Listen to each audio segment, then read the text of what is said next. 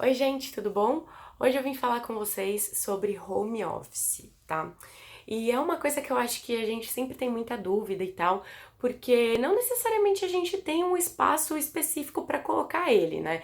É muito difícil hoje em dia a gente ter tipo, eu tenho um quarto dentro do meu apartamento ou dentro da minha casa que eu vou usar exclusivamente para isso, né? E aí a gente acaba tendo que conjugar o nosso home office com outros espaços. E eu aí acho que tá o grande problema, né? A gente não sabe sempre como fazer isso de uma forma legal. Então eu vou dar algumas dicas para vocês hoje pra gente ter um espaço de home office legal, para ele poder se conjugar com outros espaços no seu ambiente e para você conseguir trabalhar de uma maneira mais funcional e mais prática, tá bom? A primeira coisa que eu acho que é fundamental é que a gente precisa ter uma certa disciplina com relação ao nosso home office, tá? Então, no momento que você tá ali, você está trabalhando.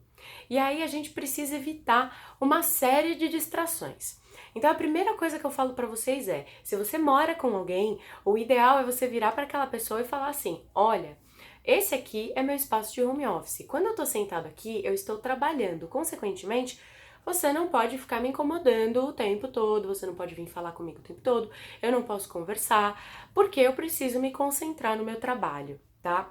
Então, isso eu acho que é a parte mais importante da gente ter um home office que não é um lugar fechado. Quando você não pode fechar a porta, você não tem esse limite físico para as pessoas te abordarem, tá? Então é bem interessante a gente ter esse diálogo dentro de casa.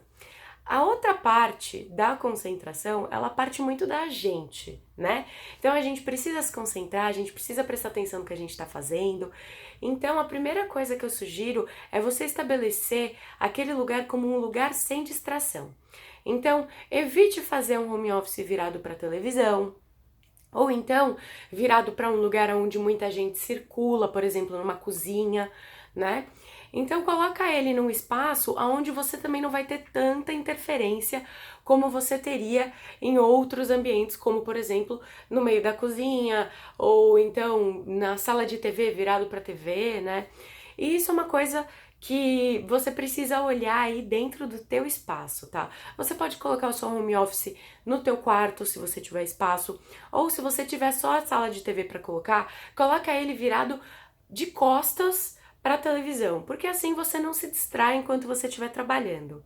Uma coisa que eu achei muito legal, que foi uma dica que eu recebi há muito tempo atrás, é a seguinte: se você tem um problema para estabelecer essa disciplina de trabalho no espaço de home office, uma dica muito legal é você colocar uma divisão no chão. Pode ser até uma fita adesiva, gente.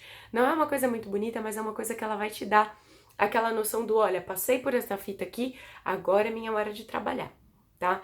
Então, eu acho que é bem interessante a gente fazer isso também se a gente tem um probleminha de disciplina ali, tá? Agora vamos falar da coisa física, né? Já passamos da parte da disciplina, que é uma parte muito importante, mas vamos falar de mobiliário, vamos falar de cores, vamos falar dessas coisas, tá?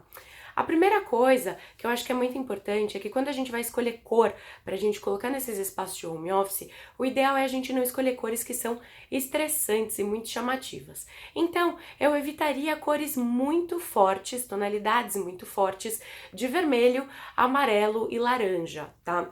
Essas cores, elas acabam chamando muito a nossa atenção e elas acabam sendo um pouquinho estressantes, então pode não ser uma coisa muito legal pra gente ter num espaço de concentração, tá bom?